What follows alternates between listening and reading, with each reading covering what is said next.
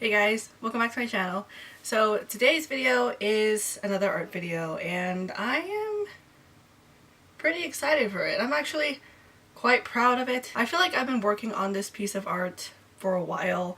Not like it's a really big, dramatic type of art. It's literally just fan art, but it's fan art that I'm very, very proud of. Today you're going to see the art I did for Detroit Become Human, the video game that came out like I think over a month ago. I'm a little bit late to the party, but people are still doing like fan art for it, so I'm not late, but I'm also late.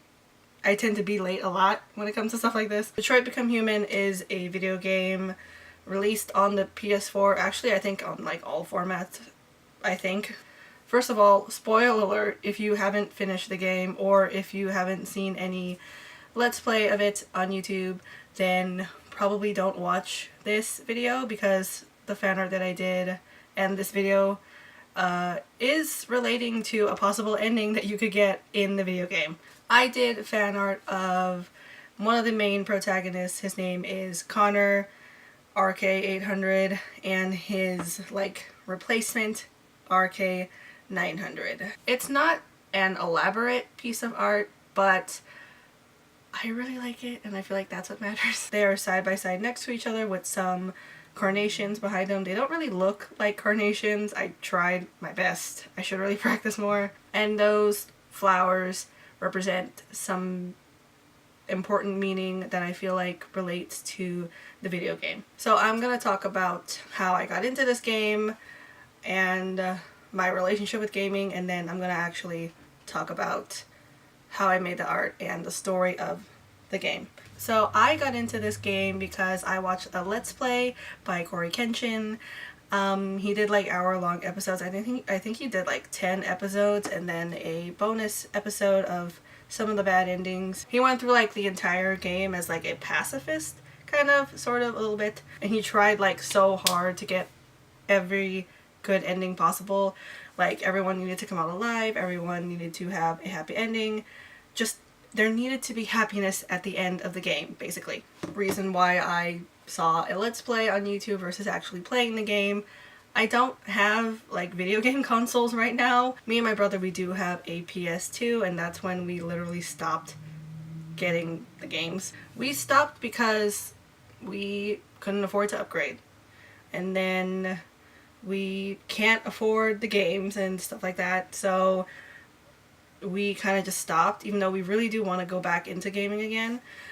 It's just a lot of like time that we have to put aside, and then a lot of money that we have to put aside, and all that crap. And then I don't really play games that often. I never really played games when I was a little kid. I did, but I would always get stuck and I always needed someone to help me. So I feel like you need like a lot of patience and a lot of like brains to play these games, and that's something that I don't have. So growing up, I always like watched my brother play games and my cousins play games, and then it translates into me watching Let's Plays. It all like works out.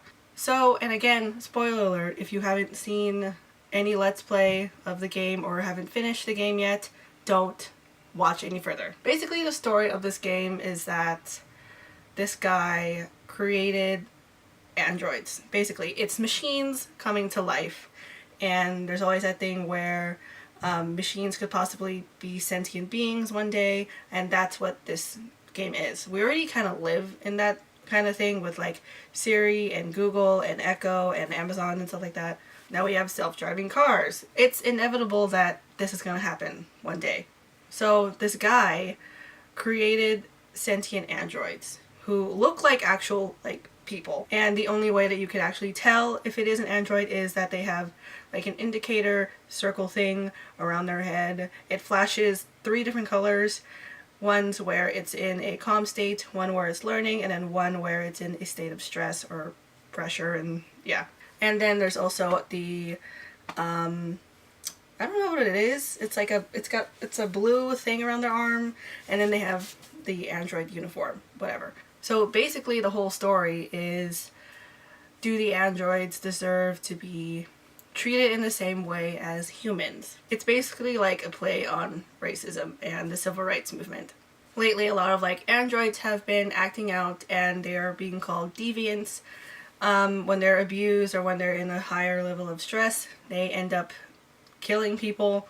This android, his name is Connor, version RK800, series 800 I think. He gets assigned into the police department, and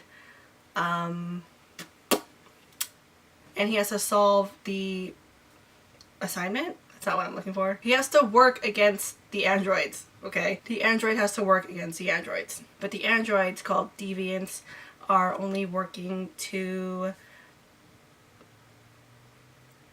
have rights. They just want to have rights, basically. They want equal rights as the actual humans. So I won't go too far into the actual story of the game.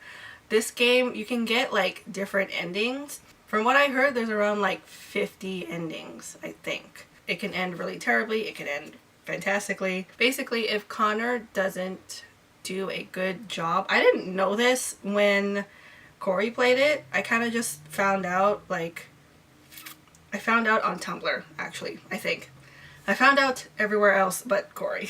If Connor, the android you play throughout the entire game, if he fails his, no, if you do something wrong, basically, he gets replaced, and he will end up getting, deactivated, yeah. So, RK900 comes into play at the end, which when RK900, I'm assuming that this was just when the game dropped and when you see this ending, not like the month later when I did watch the game. When this ending was first revealed, I guess people like were really angry about it, or like they assumed that 900 was like this evil twin or whatever, and like he's a terrible person, he, you know, all that crap. But really, ultimately, the 900 series did not do anything. He basically was just birthed like 2 minutes ago, saying he's gonna replace this 800 for some reason he probably doesn't know. Actually, the reason he was told probably was because he sucked at his job, maybe. So when I found out about this ending, I decided to make some art out of it. And the flowers, the carnations, have specific, what is it called? Meanings to them. That's what it's called. Sorry, it's late. I've been up for a while. They're supposed to be carnations, even though they don't look like carnations. This is coming from the artist herself. They are supposed to be carnations, just in case you didn't know. RK900 has white flowers, which are supposed to symbolize sweet and lovely. That's not why I chose it. Pure love, faithfulness, and innocence. So I chose the white carnations for innocence. And RK800 has yellow carnations, which is supposed to mean rejection, disdain, and disappointment. Basically, you play like the whole game. I think the game is like, I haven't really looked it up, but the game is like several hours long. That's why I chose 900.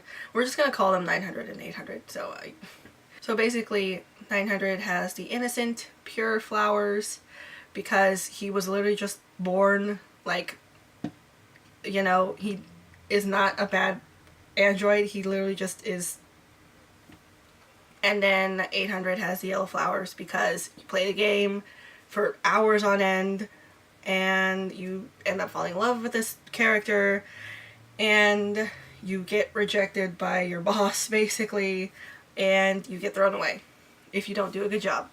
Or I don't even know how you get the actual ending. I don't know. I never looked that up. But that's how I came up with the art, to have that symbolism and to have that difference in between them. I do want to give a shout out to the Tumblr user that I got the images from.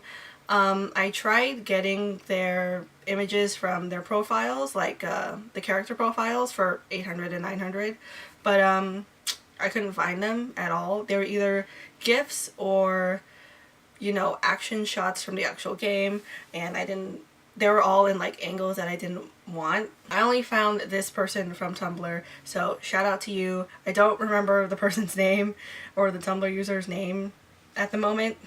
I kind of wanted to take a more effort with this project because I could have just drawn like the whole face of the character and then split it apart, because they're technically twins, I guess, in this weird sense, and then have at it. But as you can see, I did two separate drawings. One, they're both half faces of the character, but they're both in different poses. Poses based on the images that I, received. I also thought it would be a good idea to have 900 be higher up or taller than 800, but because I thought I wanted to have the dynamic of asymmetrical composition in this drawing, but I kind of found out that 900 is actually a little bit taller than 800. I don't know why they made it that way, which kind of like puts me in a weird place because I kind of wanted it to be unique. I thought that they were just like similar in height because they're twins technically, but no, I guess it's canon that 900 is taller than 800, which is fine, I guess. I feel like I spent such a long time on this drawing, but ultimately I only spent like 2 days. I spent a total of like 7 hours coloring the whole thing, and it's not even like that well detailed. I didn't line this art because I kind of just refuse to line fan art anymore. I don't know, I'm in like a state where like if it's not my own, I'm holding a sponge, if it's not like my own characters and stuff like that, I'm not gonna put the effort of lining them, you know what I'm saying? Also, lining would have just taken me forever, and I really just wanted this to be a fast thing, even though I just told you that coloring it took 7 hours. I don't know how long sketching it took.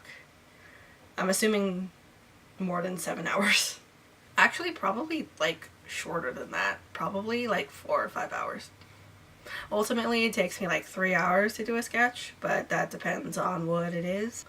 Yeah, I spent 7 hours coloring this, which I guess that's why I feel so proud of it, because it took so long, and by the end of the day I was just so tired, and I felt this pride in me. So that is all I have to say. If you guys want to see the full version of this artwork, it is up on pretty much all of my social media, Instagram, Twitter, Tumblr, all ohxmega, ohxmega. Again, I gotta make it complicated like that. So yeah, that's it for now. Thank you guys so much for watching, and I will see you in my next video.